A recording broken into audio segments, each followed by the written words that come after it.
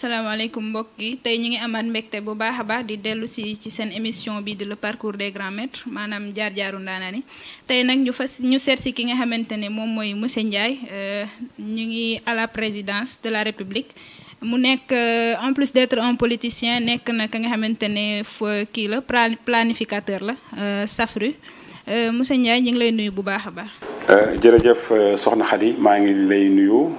ak sa caméraman bi nga xam ne moom nga àndal di nuyu waa AMG 1 Prod ñëpp maa ngi leen di ziar di leen baal àq di leen baal wax si weeru koor bi. léegi monsieur Ndiaye bi nga nuyoo ba pare bëggoon nañu xam lan mooy sa jaar-jaar. jërëjëf Khady wax jaar-jaar moom xanaa du yomb waaye nag dañuy jiim rek parce que ñun ñi ngi juddoo ci dëkk bu ñuy wax Altu Ndangalma nekk ci département bu Bambey ñiy faral di dem Touba ak li ko wër dinañ ko miin foofu la ñu juddoo bi ñu fa juddoo nekk fa ba am juróomi at ñu ñu dugal daara ñu jàng alxuraan d'abord comme famille musulmane yu bari ni ñu koy defee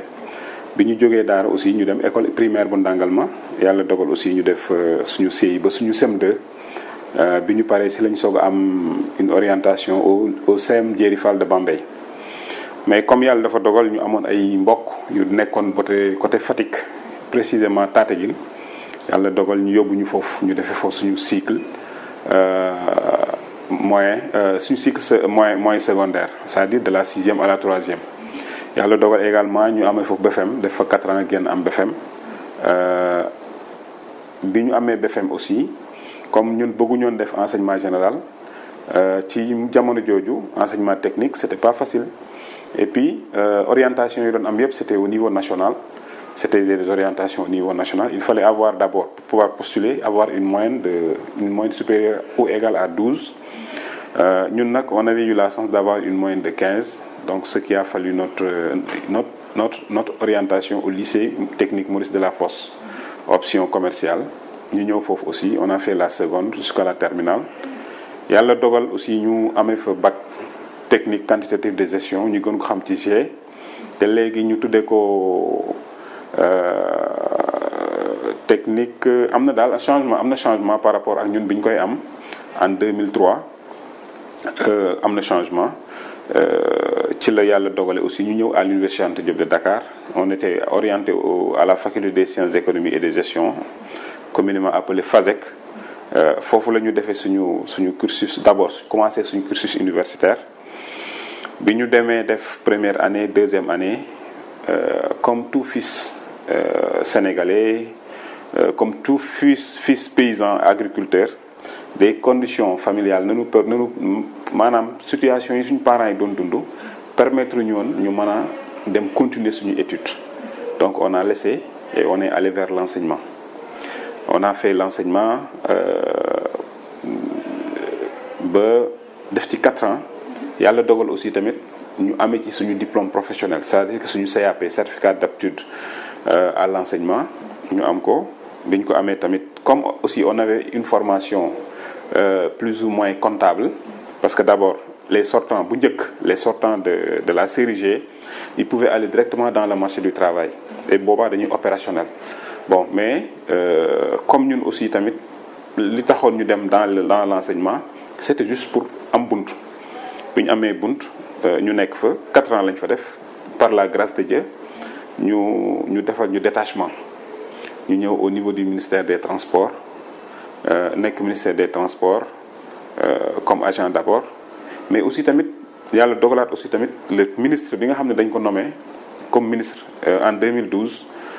sous l'ère Macky Sall le président de la République Macky Sall c'était le ministre des transports terrestres aériens qui s'appelait Mor Ngom et ce dernier il m'a nommé comme son chef de cabinet voilà ñu jógewaat foofu moom bi ñu ko yóbbu présidence fii yi nga xam ne fii lañ nekk tey c'est lui il m'a reconduit comme son chef de cabinet en tant que ministre directeur de cabinet du président de la République bi ñu jógee foofu aussi ñu nommé ko ministre de l'environnement il m'a reconduit encore bi mu jógee ministre de l'environnement en fait on est tous retournés à la présidence parce que moi j'ai eu mon détachement au niveau de la présidence depuis 2012 depuis que le président Macky Sall est élu président de la République ci la ñu def confiance ñu dem foofu nekk fa comme agent d'abord voilà ci lañ fa jógee aussi tooguñu parce que tamit comme yàlla dogaloon na bi ñu gënee nekk ndaw ñu arrêté suñu jàng dañu ñëwaat reprendre suñu jàng au niveau de l'école nationale d'économie appliquée bon appelée actuellement ESEA école supérieure d'économie appliquée foofu la ñu dem aussi on a repris la première année on pouvait faire la licence démarrer à partir de la licence mais dañu ñëw parce que aussi comme dañu am benn option pour nekk benn expert ci benn domaine il fallait que bu ñu ñëwee ñu commencer à zéro pour apprendre les b.a.-ba en fait de notre futur métier. ci la ñu commencé on a fait 5 ans à l'école supérieure d'économie appliquée c'était pas du tout facile waaye yàlla dimbali nañu bon ak peut-être suñu entourage ba ñu mën a pare suñu jàng parce que d'abord foofu à partir de la 4e année soo ko terminé rek soo amee le master 1 là tu as le titre d'ingénieur des travaux de planification maintenant soo defee nag la 5e année léegi si ngay soo ko nekkee un planificateur conseiller donc ci loolu la ñu nekk bon ñi ngi woon présidence mais ci weer bi ñu nekk nii ci la ñu génn suñu benn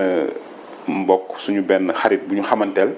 aussi mu xam ñu ci wàllu liggéey am ci ñun confiance ci la ñu soog a demander ndax bëgg nañu liggéey ak moom wax dëgg fa yàlla ñu dëggalal ko loolu xamal ko ni bëgg nañu liggéey ak yow parce que ñun ay ndawi réew mi lañu te lu jëmal réew mi kanam rek moo ñu ñor ci la ñu yóbboo ci la ñu demandé ñu dem SAFRU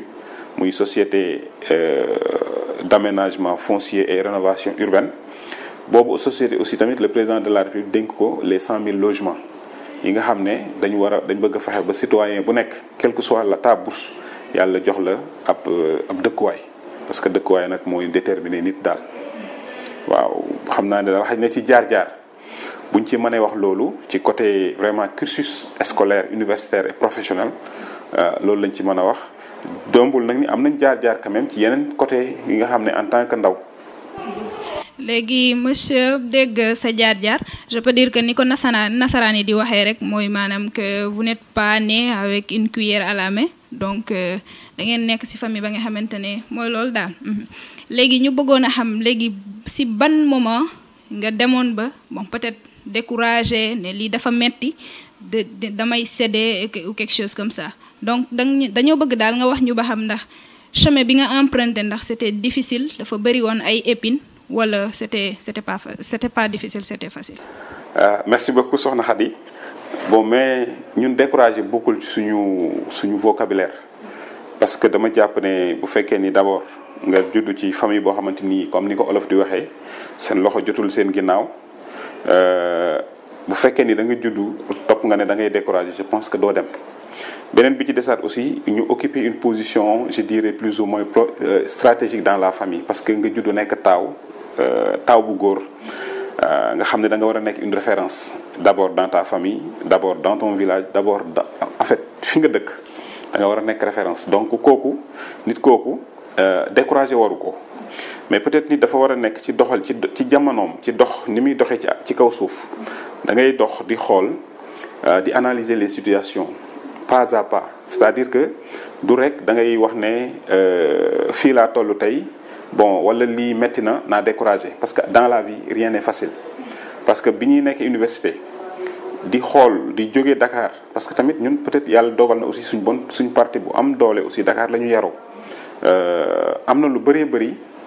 en tant que fils d'un paysan en tant que fils d'un agriculteur mën nañ ko bañ a xam mais tamit li nga xam ne dafa am base bu nekk ci ñun muy base u éducation de base ñu jàngal ñu alxuraan en tout cas nammat ñu ci yu bari donc du coup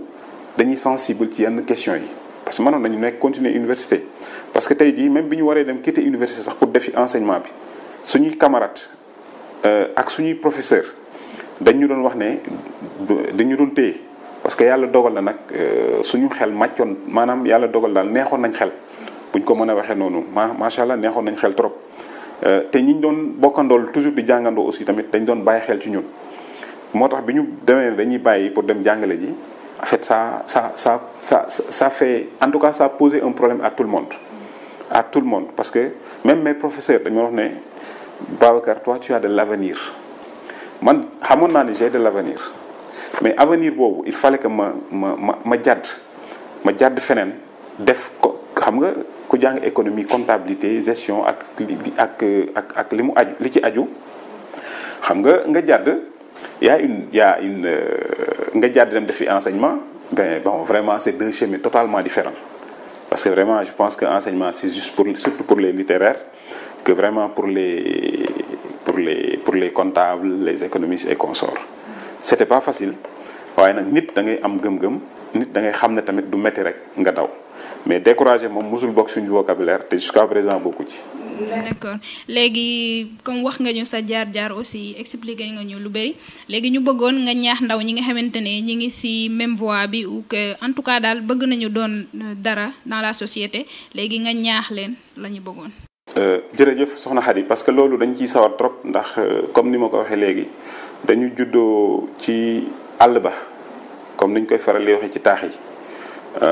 ñëw ci taax yi tamit imposé wu parce que amuñu lu ñuy envier nit ci benn côté te it suñu ruralité maanaam le fait que ñu bokk ca kaw dañ koy confirmer loolu su ma ko waxee dafay dem benn genre transition la juste pour dem ci sa question mooy que ni nit d'abord da ngay gëm sa bopp la première des valeurs bi nga xam ne moo ëpp solo ci ndaw d'abord mooy gëm sa bopp ñaare bi ci des mooy ndaw da nga war a wut xam-xam ñetteel bi ci des mooy dafa war a ànd ak yar ñetti mbir yooyu soo ko boole sa àdduna je pense pour nga réussir du lu jafe benn nga gëm sa bopp ñaar nga wuti xam-xam ñett xam-xam boobu na ko yar laytaay ça veut dire que mooy na ko lépp bu amee na tegu ci kaw yar bi voilà soo gëmee sa bopp am xam-xam lépp tegu ci kaw yar je pense que ni li ci des muy quatrième bi mooy ak dal patience mais malheureusement la jeunesse d'aujourd'hui man ci jeunesse bi laa bokk parce que bu sa 40 ans matul wala nga nekk ci je pense que ci jeunesse boobu nga bokk li nga xam ne tey dinaa ko doxee di ko digal samay rak ak samay xarit yi ndaw yi nga xam ne ñoo ma gën a féete ndaw mooy d'abord nañu wuti xam-xam d'abord nañu gëm seen bopp d'abord wuti xam-xam mu ànd ak yar te ñu bañ a yàkkamti ñeent yooyu ku ko am je pense que mën nga dem fu sori parce que man lu ci bëree bëri parfois je regroupe mes jeunes frères ñi ma bokkal papa ak ñi ma bokkal yaay ma ne leen bu leen génn di wuti une référence fenn considérez-moi comme votre référence man mën naa génn wuti référence te ma référence c'est mon père man comme li tax ma leen wut leen comme référence comme man mooy que ni benn man wut xam-xam laa gëm te dama gëm sama bopp parce que du ma nangu kenn ak koo mën di doon ak noo mën di nekkee ak noo mën di toll ci sa àdduna c'est-à-dire que nga bëgg a dugg ci samay garde ci loo xamante ni tegoo ko fenn wala man may ñëw di la voilà bëgg la defal di la siireel say dàll du ma ko defal kenn lu ma mën di am lu ma mën di doon mooy lépp lu muy nekk dañuy nekk ñun ànd ci àndu nawle àndu gor foofu la gëm sa bopp commencé beneen bi ci des mooy comme ni ma waxee léegi sama cursus yàlla dogaloon na ma nekkoon ku ne xel macha allah ma nekk ko ba léegi aussi jàng benn moment mu leer ma ni man bu ma continuer tamit damay dem je pouvais tey continuer nekkoon foofu dem ba nekk lu nekk au niveau de l'université mais bi ma xoolee aussi la situation doon yàkkamti mais da ngay xam sa bopp xam nga gëm sa bopp ak xam sa bopp dafa nekk ñaari mots yu ñuy répéter di ko séparer mais c'est la même chose parce que lii samay parents nekk man maa leen ci mën a génne ma dem defi loolu aussi lay ñaax ndaw ñi ñuy xool di bàyyi xel ci seen waajur yi parce que waajur su bëggee ci doom bon en fait loolu beneen 5e point la ci parmi les 4 yi ma cité mooy nga ànd ak yar par rapport surtout à tes parents ñi nga xam ne ñoom ñoo tax nga nekk ci kaw suuf ñi nga xam ne ñoo tax nga judd loolu je pense que ni les 5 points là foog naa ne ndaw lu ko ngemboo rek di nga mën a dem fu sori te di nga mën a nekk n'importe qui parce que tey même le président de la République Macky Sall dafa nekk moom aussi benn référence ci jeunesse ci ñi nga xam ne seeni parents peut-être ils ne sont pas nés comme ni nga ko waxee léegi une cuillère d'or à la main moom dafa nekk exemple ci ñooñu man peut-être ñi ma xam sama entourage immédiat peut-être mën naa nekk exemple ci ñoom mais dama koy wax comme tamit média la ñu nekk di ko utiliser aussi di ñaax ndaw ñi ne bu kenn découragé bu kenn xaddi gëmal sa bopp wuti xam-xam xam-xam boobu aussi yar laltaay ko mu ànd ak dal te aussi ngay fexe toujours say waajur ak say kilifa di bég ci yow. Merci beaucoup monsieur Ndiaye ñu ngi lay jaajëfal bu baax a baax di la wax ne aussi li ñuy conseiller tamit dégg nañ ko bu baax a baax te am na solo bu baax a baax parce que boo nekkee ndaw aussi ci réew da nga war a ànd ak yar parce que mag yi dañuy faral di wax ne yar moom lu mu la mayul moom leneen mënu la ko may en général donc ñu ngi lay jaajëfal bu baax a baax di kontaan bu baax a baax ci yow donc ñu ngi leen di jox rendez-vous ci beneen émission incha allah merci.